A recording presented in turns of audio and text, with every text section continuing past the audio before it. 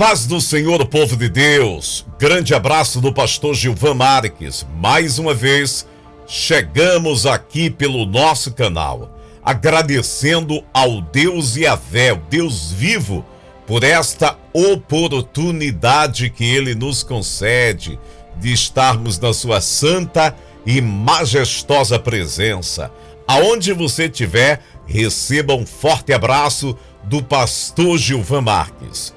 E hoje eu quero já pedir a você que se inscreva no nosso canal. Se não for inscrito, compartilhe esse vídeo com o maior número de pessoas que você conhecer e vem comigo, porque aqui você vai aprender a pregar na prática sem muita burocracia. E eu quero nesse momento compartilhar com você um versículo, e com este versículo você vai aprender a como interpretar, como pregar, como desenvolver o versículo, como você fazer diante do púlpito, diante da igreja. Vem comigo que você vai mergulhar agora num texto maravilhoso. Hoje vamos estudar um texto que é parte de uma melodia, Salmo 46, verso 1. Diz assim: Deus é o nosso refúgio e fortaleza, auxílio sempre presente na adversidade. Como extrair o texto? Como fazer a exegese do mesmo? Entrar no texto para você ver como é que faz. Eu poderia dizer a você, vamos fazer o esboço, tópico 1. 1 ponto você coloca tema, 2 pontos você coloca subtítulo, 2 pontos você coloca o versículo. Eu poderia te explicar desta maneira. Esboço é importante, claro que é, mas aqui, neste canal, nós vamos direto ao ponto, como você pregar na prática. Eu vou pegar esse texto e vou te explicar por parte. Vamos lá? O texto diz: Deus é o nosso refúgio. A primeira coisa que você tem que conhecer é o que significa refúgio. Segundo o dicionário, significa lugar para onde você foge para se esconder ou abrigar de um perigo. Se refúgio significa isso, logo, Deus é o lugar aonde eu me abrigo de todos os perigos. Porque o texto refere-se a Deus. Ele é o meu refúgio. Eu me abrigo nos braços do meu Deus de todos os perigos. Tá dando para você entender? É importante conhecer os significados, porque isso vai facilitar você na hora de expor o texto para a igreja. Compreendeu? Então, se Deus ele é o meu refúgio e eu me abrigo nos braços dele, o que é que significa então fortaleza? A fortaleza já tem um significado diferente. Significa derrotar o medo e fugir do receio. Isso aqui é uma fortaleza. Em Deus, eu aprendo a não ter medo e tiro do meu coração a dúvida. Receio significa dúvida. Entendeu? Então, olha que texto maravilhoso. Veja quantas coisas você está aprendendo em um único vídeo. Porque se você não conhece o significado, fica difícil até para você pregar. Mas quando você conhece, aí a coisa se torna mais fácil. Então, em Deus, o que é que acontece? Eu venço o medo. Eu derroto o medo. Ainda que eu esteja com medo, com Deus, eu marcho em frente. Compreendeu aí o texto? Se Ele é a minha fortaleza, eu derroto o medo e eu fujo do receio, eu tiro a dúvida do meu coração. É isso que o texto está falando. E quando você for pregar, veja quanto subsídio você tem para passar para a igreja.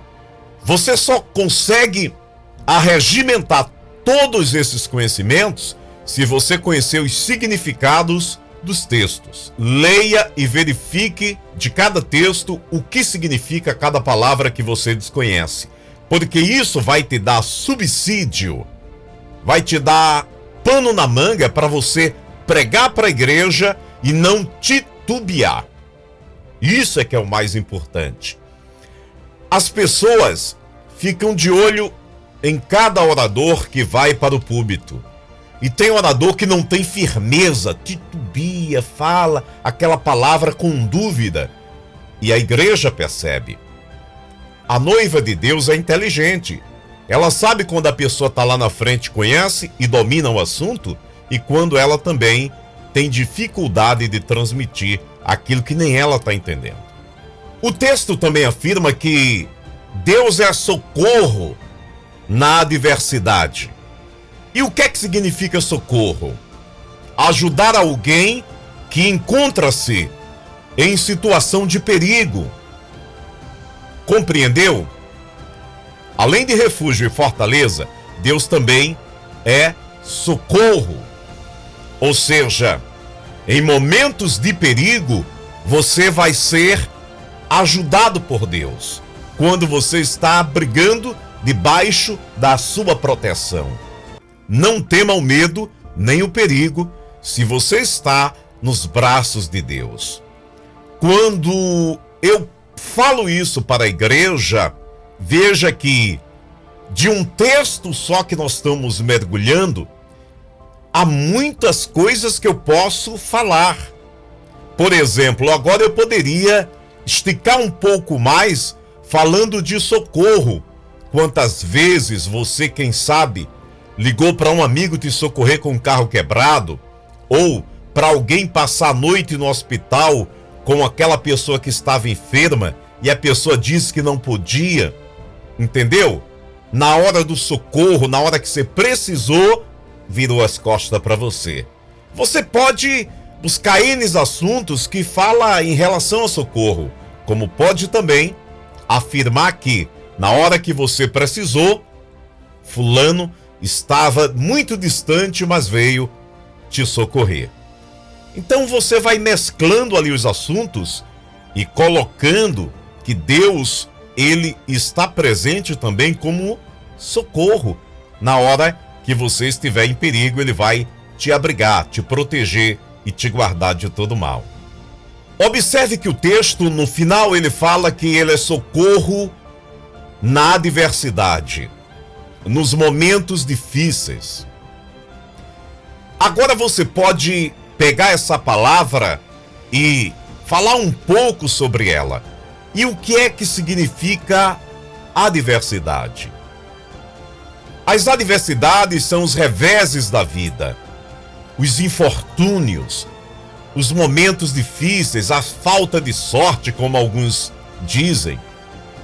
Deus, ele sempre vai ser socorro quando ninguém lançar a mão em teu socorro na hora das adversidades. Os momentos difíceis, aqui você pode abordar nesse texto e citar que poucas pessoas ajudam nos momentos que mais você precisa. É na adversidade que nascem os verdadeiros irmãos. É na adversidade que nós vemos quem é amigo de verdade. Porque muitas pessoas se dizem amigo, mas quando você está em perigo, cada um que tira o seu cavalo da chuva e deixa você sofrer as consequências sozinho. Mas em um único texto a gente descobre que Deus é proteção, refúgio, fortaleza, socorro, e no momento da adversidade está presente em nossas vidas para nos guardar e nos colocar em seus braços.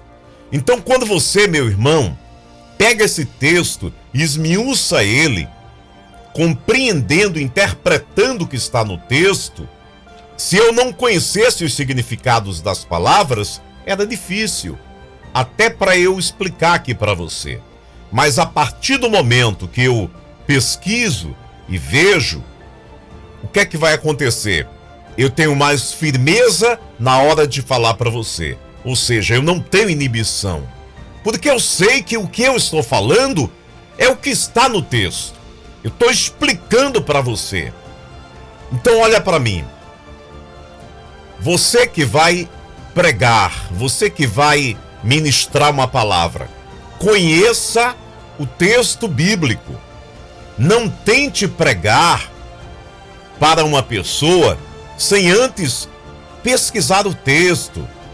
Se possível, vá até 3 versões diferentes da Bíblia. Tenho dito isso constantemente nos meus vídeos, porque eu sei que é assim. Se você não fizer desse jeito, vai dar errado. Você não vai conseguir pregar. Não vai conseguir expor o texto para aquelas pessoas. Por isso é necessário você pesquisar, verificar significados, comparar o texto com outros textos, para que só então você possa trazê-lo de uma forma objetiva, clara e concisa, e todos possam te entender. Ok? Bom, eu espero de coração que você tenha compreendido esse texto, que você venha colocá-lo em prática. Faça isso. A partir de agora, quando tiver uma oportunidade lá na frente, você vai fazer da maneira que eu estou te ensinando. Quero deixar esse desafio para você. Pega esse texto, anota as dicas que eu dei, prega ele na primeira oportunidade que você tiver e me conta o resultado. Como você se saiu. Entendeu? Mas não esqueça de anotar os pormenores. Uma outra coisa fundamental que muitos pregadores não falam. Gente, estudar é importante. Graças a Deus tem um curso de teologia. É também importante. Mas muito mais importante ainda, e acima disso tudo, significa você ter a unção de Deus.